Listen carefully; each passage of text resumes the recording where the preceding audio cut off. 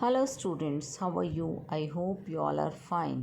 Today's worksheet is worksheet number 24 for class 10 subject English. Let's start it. Let us analyze the poem Fire and Ice by Robert Frost.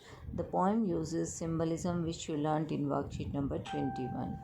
आइए जो Robert Frost की poem है fire and ice उसको हम analyse करेंगे, उसका विश्लेषण करेंगे इस वर्कशीट के अंदर और हम देखेंगे कि इस पोएम के अंदर सिंबलिज्म यूज़ किया गया है। सिंबलिज्म जिसके बारे में हमने पढ़ा था वर्कशीट नंबर 21 में। अब देखिए सिंबलिज्म क्या होता है। सिंबलिज्म एक तरह का एक लिटरेरी डिवाइस होता है जिसमें हम किसी भी थिंग्स को, ऑब्जेक्ट्स को, पर्सन्स को या किसी भी जो है आइडियाज़ को यूज़ करते हैं किसी और चीज़ को रिप्रेजेंट करने के लिए जो उनके लिटरल मीनिंग से कहीं बढ़कर है, कहीं और है।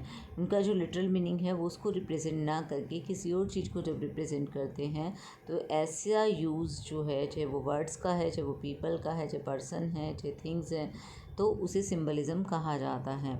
Symbolism is a literary device that uses symbols. Symbolism एक लिटरेरी डिवाइस है जो सिंबल्स को यूज़ करता है, बी दे वर्ड्स, चाहे वो शब्द हों, पीपल हों, लोग हों, मार्क्स हों, निशान हों, लोकेशन हो या एब्स्ट्रैक्ट आइडियाज़ हो to represent something beyond the literal meaning. Symbolism एक ऐसा लिटरेरी डिवाइस है जिसमें सिंबल्स को यूज़ किया जाता है, शब्दों ऐसे शब्द यूज़ किए जाते हैं, लोग या फिर निशान या जगह या कोई भी विचार जो प्रेजेंट करते हैं अपने शाब्दिक मीनिंग से हटकर किसी और चीज़ को रिप्रेजेंट करते हैं।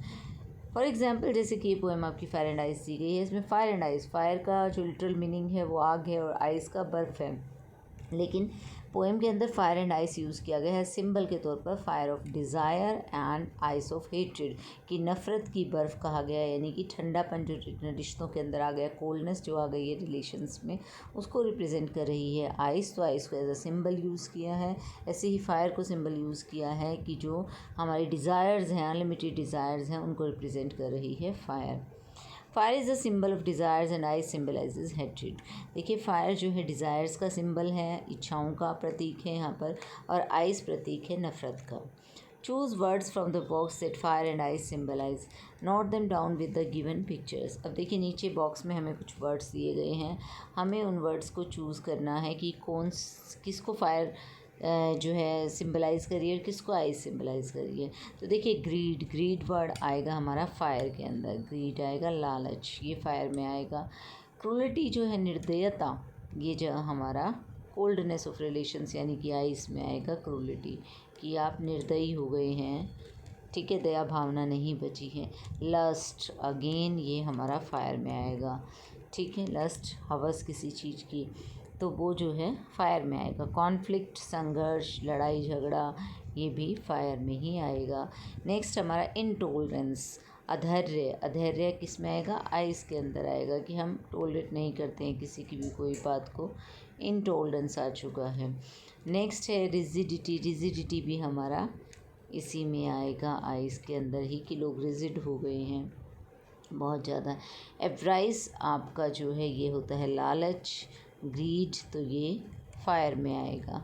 हेट्रेड अगेन आइस में आएगा, हेट्रेड जो है आइस सिंबल कर रही है हेट्रेड को। इनसेंसिटिविटी भी इसी में आएगा आइस के अंदर, कि लोग इनसेंसिटिव हो रहे हैं एक दूसरे के प्रति, कोई भावनाएं नहीं बची हैं। नेक्स्ट हमारा कोल्डनेस, ये भी आइस के अंदर आएगा, कोल्डनेस भी आइस में ही आएगा, कि रिश्तों में जो ठंडापन आता जा रहा है वो भी आइस रिप्रेजेंट कर रही है। इनडिफरेंस, इनडिफरेंस भी आइस में आएगा, कि इनडिफरेंट हो गए हैं एक दूसरे के प्रति, किसी को कोई फ़र्क ही नहीं पड़ रहा है कि किसी की फीलिंग्स क्या हैं। नेक्स्ट है हमारा फ्यूरी, फ्यूरी मतलब एंगर, और एंगर आएगा फायर के अंदर, तो फ्यूरी आएगा हमारा फायर के अंदर। तो इस तरीके से हमने देखा फायर रिप्रेजेंट कर रही है ग्रीड को, लस्ट को, कॉन्फ्लिक्ट, फ्यूरी और एवरिस को, और आइस रिप्रेजेंट कर रही है cruelty, intolerance, rigidity, hatred, insensitivity and indifference. अब देखिए आगे हमें दिया गया एसोनेंस, एक और लिटरेरी डिवाइस के बारे में हमें बताया गया है। एसोनेंस क्या होता है, एसोनेंस एक लिटरेरी डिवाइस होता है in which the repetition of similar vowel sounds takes place in two or more words in proximity to each other within a line of poetry or prose.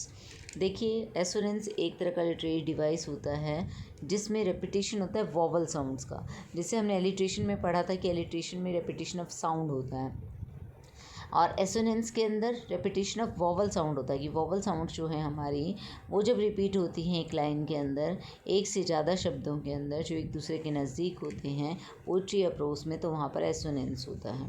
Which of the given examples does not show assonance.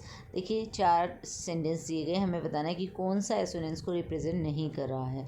First sentence देखना, I hold with those who favour fire. अब देखिए यहाँ पर हम देखते हैं कि vowel sound repeat हो रही है, ओ की sound. I hold with those who favour fire, तो ओ की साउंड यहाँ पर रिपीट हो रही है, तो यहाँ पर तो एसोनेंस है. अब अगेन हम बी में देखते हैं, try as I might the kite. I sound फिर रिपीट हुई है, डिड नॉट फ्लाई. तो आपने देखा आई साउंड रिपीट हो रही है यहाँ पर वॉवल की साउंड, तो ये भी इसका आंसर नहीं है. नेक्स्ट है life is a journey.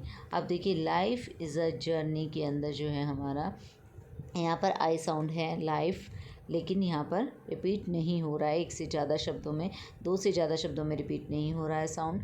Go slow over the road, यहाँ पर वो साउंड रिपीट हो रही है, go slow over the road, फिर से ओ रिपीट हो रही है, तो हमारा यहाँ पर आंसर होगा c option, life is a journey, कि ये जो है एसोनेंस का एग्जाम्पल नहीं है. बाकी तीनों के अंदर हमने देखा कि वॉवल साउंड रिपीट हो रही है, एक में ओ हो रही है, ओ साउंड है, फिर आई साउंड रिपीट हो रही है, फिर ओ साउंड रिपीट हो रही है, लेकिन यहाँ पर साउंड रिपीट नहीं हो रही है ऑप्शन थर्ड के अंदर. Option c is right answer. In this poem fire and ice are shown to have the power of destruction similar to humans. Which literary device do you think Robert Frost has used. देखिए fire and ice के अंदर ये दिखाया गया कि उनके अंदर destruction की पावर है, तबाह करने की शक्ति है, जैसे ह्यूमन बींग्स के अंदर होती है. तो कौन सा लिटरेरी डिवाइस यूज़ हुआ रॉबर्ट फर्स्ट ने यहाँ पर. देखिए जब हम ह्यूमन क्वालिटीज़ दे देते हैं इनएनिमेट ऑब्जेक्ट्स को, तो वहाँ पर कौन सा लिटरेरी डिवाइस होता है उसे पर्सोनिफिकेशन कहा जाता है, जिसे हिंदी में आप मानवीकरण कहते हैं. तो यहाँ पर फायर एंड आइस के अंदर पावर ऑफ डिस्ट्रक्शन दिखाई गई है, लाइक ह्यूमंस, मनुष्य की तरह का उनकी क्वालिटी दिखाई गई है कि जैसे मनुष्य विनाश कर सकता है ऐसे फायर एंड आइस कर सकते हैं.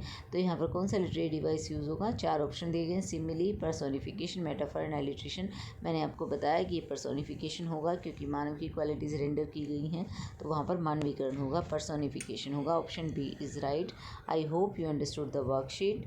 Thank you. Stay safe.